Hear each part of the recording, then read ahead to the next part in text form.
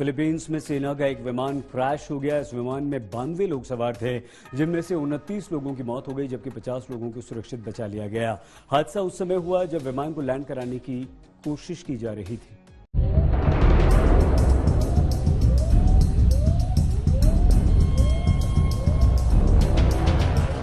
दुर्घटनाग्रस्त विमान से जिंदगियों को बचाने की यह आखिरी कोशिश है।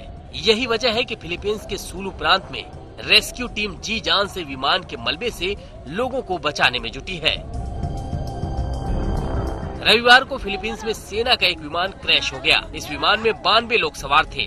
डिफेंस सेक्रेटरी ने कहा कि इस हादसे में 29 लोगों की मौत हो गई है, जबकि 50 से ज्यादा लोगों को सुरक्षित बाहर निकाला गया है। सैन्य विमान लैंड करने की कोशिश कर रहा था, इसी दौरान हादसा हुआ। उधर दुर्घटना की जानकारी होते ही राहत बचाव की टीम मौके पर पहुंच गई और बचाव में जुट गई। विमान में सवार अधिकतर लोग हाल ही में सैन्य ट्रेनिंग लेकर ग्रेजुएट हुए थे और मुस्लिम बहुल क्षेत्र में आतंकवाद से लड़ने वाले संयुक्त कार्य बल के हिस्से के रूप में इस अशांत द्वीप पर इनकी तैनाती की जा रही थी। बताया गया है कि विमान पहाड़ी कस्बे पोर्टिकल के पास स्थित एक गांव में क्रैश हुआ। हादसे की तस्वीरों में देखा जा सकता है विमान में आग की लपटें उठ रही हैं। दक्षिणी फिलीपींस में सेना की भारी मौजूदगी है। इसके पीछे की वजह इस इलाके में चरमपंथी संगठनों की मौजूदगी का होना है। यही वजह है कि इन जवानों की यहां पर तैनाती की जा रही थी। आज तक ब्यूरो। लैटिन अमेरिकी देश मेक्सिको के बाद समुद्र में लगी आग पर काबू पा लिया गया। आग कंपनी के तेल प्लेटफॉर्म से कुछ दूरी पर लगी। तस्वीरों में आप देख सकते हैं कैसे आग के कारण समुद्र में नारंगी लपटें उठ रही हैं, जो किसी पिघले हुए लागे की तरह हैं। आग की ये तस्वीरें सोशल मीडिया पर भी काफी चर्चा में हैं, जहां इसे आई ऑफ फायर नाम दिया गया। ऐसा बताया जा रहा है कि तेल पाइपलाइन में आग लगने से पानी के अंदर आग की विशाल लपटें उठने लगी और यही वो वजह रही जिसके बाद लोगों को इस तरह की तस्वीर देखने को मिली। लेकिन अच्छी बात यह रही कि मौका रहते पेमिक्स कंपनी, जो यहां पर सुरक्षा से जुड़े कामों को देख रही है, उसने फौरन आग पर काबू पाया, जहाजों को इस तरफ से भेजा, जिससे किसी बड़ी दुर्घटना को समय पर टाला जा सका। ईरान के राष्ट्रपति हसन रूहानी ने हमारे देश में बढ़ते डेल्टा कोरोना वायरस को लेकर चिंता जाहिर की। उन्होंने कहा कि अगर स्थिति को लेकर सावधानी नहीं बरती गई तो देश को कोरोना की 5वीं लहर का सामना करना पड़ सकता है।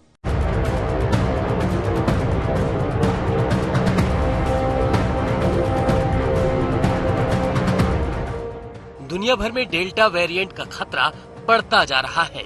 अब ईरान भी इसकी चपेट में आने लगा है। इस बात को लेकर वहाँ के राष्ट्रपति हसन रूहानी बेहद चिंतित हैं और अपनी ये चिंता उन्होंने एंटी वायरस टास्क फोर्स की बैठक में जाहिर की है। उनकी माने तो ईरान कोरोना वायरस की 5वीं लहर का सामना कर सकता है। उन्होंने एक रिपोर्ट का भी हवाला दिया, जिसमें ये बताया गया कि केवल 69% लोग ही कोरोना संबंधित सावधानियों का पालन कर रहे हैं, जो सबके लिए घातक साबित हो सकता है। بسیار تاثیرگذاره و مؤثر هست. همه دنیا هم نشون داده. اما کل کشور هم این نگرانی وجود داره که در مسیر موج 5م قرار بگیریم. یعنی حتما اگر دقت کافی نشه، مراعات کافی نشه. हसन रूहानी ने जनता को सावधान रहने की चेतावनी देते हुए कहा कि दक्षिण प्रांतों में डेल्टा वेरिएंट फैल चुका है। ऐसे में देश को कोरोना वायरस की 5वीं लहर से बचाने के लिए कोरोना संबंधित नियमों का पालन करना आवश्यक है। ईरान मिडिल ईस्ट में कोरोना महामारी से सबसे बुरी तरह प्रभावित है। आधिकारिक आंकड़ों के मुताबिक कोविड-19 ने इस्लामिक गणराज्य में 3.2 मिलियन से अधिक संक्रमणों में से 84,000 से अधिक लोगों की जान ले ली है। स्वास्थ्य मंत्रालय ने राजधानी तेहरान और तेहरान के 9 अन्य शहरों को कोरोना वायरस जोखिम पैमाने पर उच्चतम श्रेणी के रेड जोन में रखा है। आज तक ब्यूरो। ब्रिटेन में जल्द ही मास्क लगाने से आजादी मिल सकती है। ये बात एक बार फिर से ब्रिटिश सरकार की तरफ से की गई। संक्रमण के घटते मामलों को देखते हुए ब्रिटिश सरकार कोरोना से जुड़े सभी प्रतिबंधों को हटाने की तरफ बढ़ रही है। I don't particularly want to wear a mask. I don't think a lot of people enjoy doing it.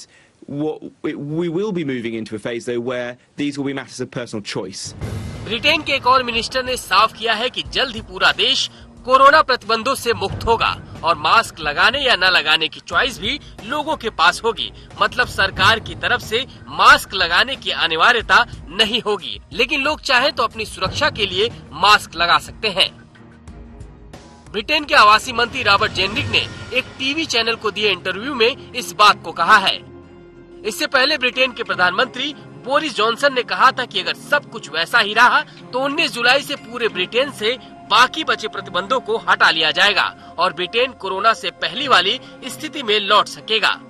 बीते दिनों डेल्टा वेरिएंट की वजह से ब्रिटेन ने लॉकडाउन को 19 जुलाई तक बढ़ाने का फैसला किया था, लेकिन अब यहाँ कोरोना वायरस संक्रमण से होने वाली मौत और अस्पताल में भर्ती होने वालों के आंकड़े बेहद कम हो गए हैं और देश तेजी से कोरोना मुक्त होने की दिशा में आगे बढ़ रहा है। इसलिए 19 जुलाई को ब्रिटेन फ्रीडम डे भी कहा जा रहा है। आज तक ब्यूरो। ब्राजील में राजनीतिक पारा चढ़ गया। यहां कोरोना वैक्सीन खरीद में हुए कथित भ्रष्टाचार को लेकर भारी उबाल देखा जा रहा है। शनिवार को साओ पाउलो की सड़कों पर हजारों लोग उतर आए। राष्ट्रपति बोल्सोनारो पर महाभियोग चलाए जाने की मांग की। राष्ट्रपति ने वैक्सीन खरीद में रिश्वत लेने से इनकार किया है।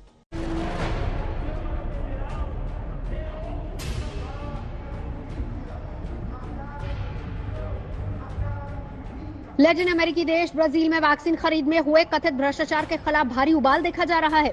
शनिवार को साओ पाउलो की सड़कों पर हजारों लोग उतर आए और राष्ट्रपति जायर बोल्सोनारो के खिलाफ प्रदर्शन किया। हाथों में पोस्टर बैनर के साथ लोग सड़कों पर उतरे और दावा किया कि राष्ट्रपति बोल्सोनारो ने वैक्सीन खरीद में रिश्वत ली है।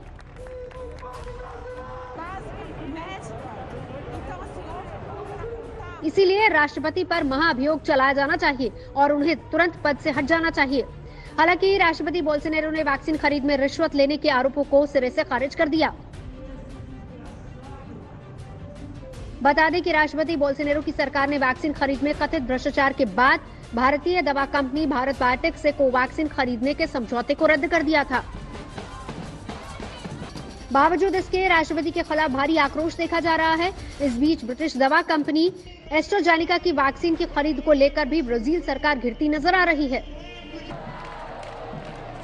ब्राजील के एक अखबार ने दावा किया है कि बोल्सोनारो सरकार ने एस्ट्राजेनेका वैक्सीन की प्रति खुराक पर $1 अमेरिकी की रिश्वत मांगी है। हालांकि ब्राजील सरकार और एस्ट्राजेनेका ने इन तमाम दावों का खंडन किया है। गौरतलब है कि राष्ट्रपति बोल्सोनारो पर शुरू से ही कोरोना महामारी से निपटने में विफल रहने के आरोप लगते रहे हैं। विपक्ष का कहना है कि राष्ट्रपति की लापरवाही की वजह से ही ब्राजील में कोरोना वायरस ने विकराल रूप अख्तियार कर लिया और 5 लाख से ज्यादा लोगों की जान चली गई। हालांकि राष्ट्रपति बोल्सोनारो सभी आरोपों को खारिज करते आए हैं। आज तक ब्यूरो। देश भर में भारी विरोध प्रदर्शन से बौखलाए ब्राजील के राष्ट्रपति जायर बोल्सोनारो ने चुनाव हारने के बाद भी पद न छोड़ने की बात कह दी। राष्ट्रपति बोल्सोनारो ने कहा कि वो अगले साल होने वाले चुनाव में अगर हार गए तो विजयी उम्मीदवार को तब तक सत्ता नहीं सौंपेंगे जब तक उसकी जीत साफ सुथरी और स्पष्ट न हो जाए।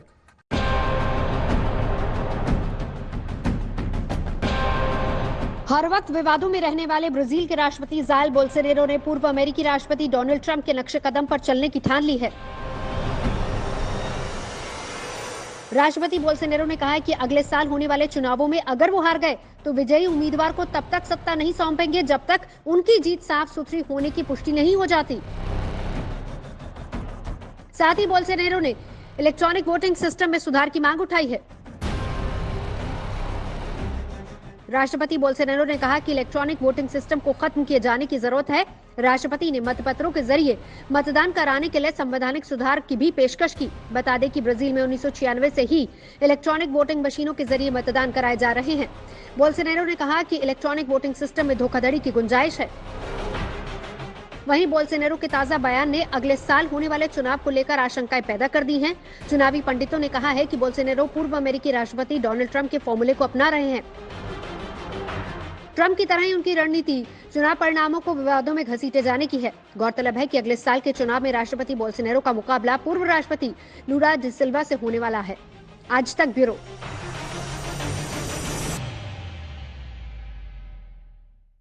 अमेरिका में युद्ध स्तर पर वैक्सीनेशन अभियान चल रहा है और अब इसी कड़ी में यहां चिड़ियाघरों के जानवरों को भी कोरोना की वैक्सीन लगाई जा रही है। शनिवार को ऑकलैंड के चिड़ियाघर में जानवरों को प्रायोगिक कोरोना वैक्सीन लगाई गई। सबसे पहले जू के टाइगर और को वैक्सीन दी गई। धीरे धीरे चिड़ियाघर के सभी जानवरों को कोरोना से बचने वाली वैक्सीन लगाई जाएगी। जो वैक्सीन जानवरों को दी जा रही है उसको दवा कंपनी जोइटिस ने बनाया है। हालांकि अभी वैक्सीन जांच प्रक्रिया के दौर से गुजर रही है। कोरोना के खतरे को देखते हुए जू में भी सोशल डिस्टेंसिंग के नियमों का पालन किया गया ताकि जानवरों के बीच कोरोना फैलने का खतरा कम हो सके। जू के जानवरों के लिए जोइटिस कंपनी ने वैक्सीन के 11,000 डोजेज दान दिए हैं। स्पेन की राजधानी मैड्रिड में शनिवार को भव्य गे परेड का आयोजन किया गया। इस अवसर पर मैड्रिड की सड़कों पर ड्रम की धुन पर नाचते गाते हजारों लोग नजर आए।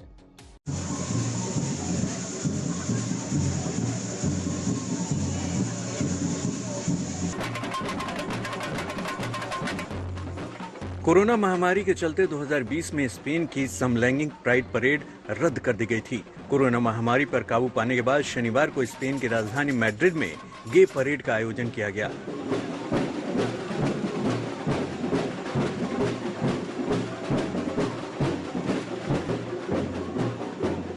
और इस मौके पर सड़कों पर हजारों लोगों का समूह नजर आया। परेड में शामिल लोगों ने झंडे लहराए और संगीत की धुन पर नाचते गाते दिखे।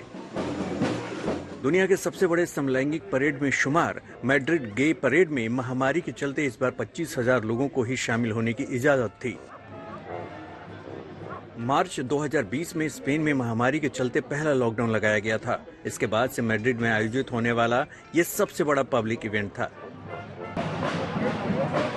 इस साल की परेड में ट्रांसजेंडर के अधिकार की बात प्रमुखता से उठाई गई। परेड में संदेश दिया गया कि मानवाधिकारों पर समझौते नहीं होते, उन पर कानून बनाए जाते हैं।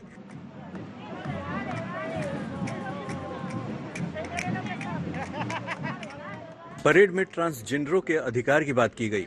29 जून को स्पेन की संसद ने एक बिल को मंजूरी दी है जिसमें ट्रांसजेंडरों की पहचान का रास्ता साफ होगा। पूरे यूरोप में ऐसे कानून पर विचार करने वाला स्पेन सबसे बड़ा देश है। आज तक ब्यूरो।